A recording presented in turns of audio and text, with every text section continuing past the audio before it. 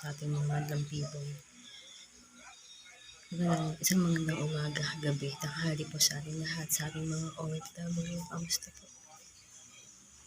Nawa ay nasa mabuti po tayong kalagayan lahat. Ayun ho, pasensya na po at kung wala po akong naging upload nitong nakaraang buwan, gawa ng nagkaroon po ng problema kami pamilya. Binigyan po kami ng isang pagsubok na hindi ko po inakala darating kami sa puntong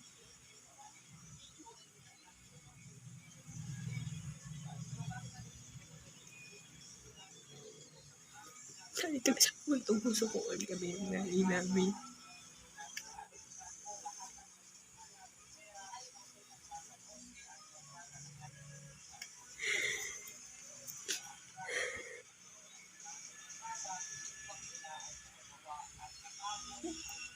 Iiwan po kami ng nanay ko.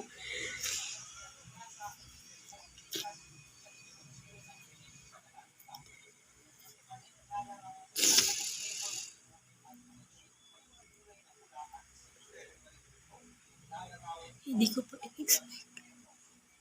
Hindi ko na-expect.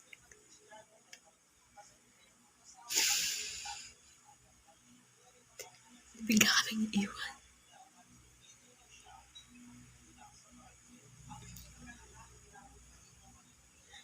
Sabi ko,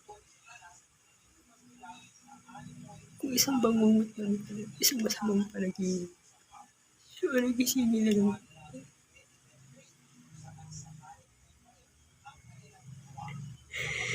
Hindi ko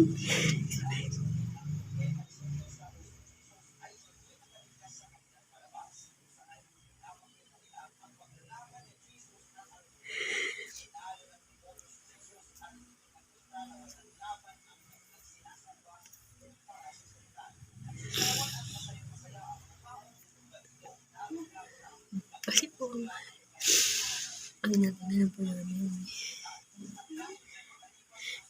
yung schedule ng libing ng nanay ko. Sariwang-sariwa pa po sa aking isipan yun. Yung nasa morgue siya.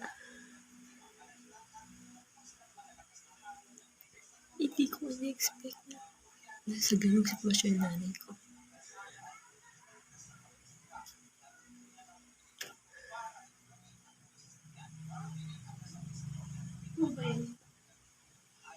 I-update ko na lang po kayo.